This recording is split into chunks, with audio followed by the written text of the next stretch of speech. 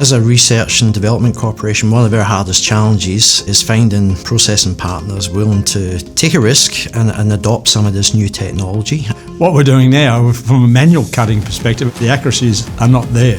We have operators currently working on those saws, scribing carcasses for a 10-hour period, and it's not an easy job. So KGF have got a good track history of adopting new technologies and new ideas to the industry, and many of those have been global first solutions. I think the big thing for this particular piece of technology is the use of AI together with the cutting-edge sensing technology that we're using to be able to characterise a beef carcass and perform these cuts. Vision processing and AI tasks then identify the key features of interest on the carcass. The workup done there allows the boner to be able to put the knife in the correct spot to optimise yields and throughputs throughout the business.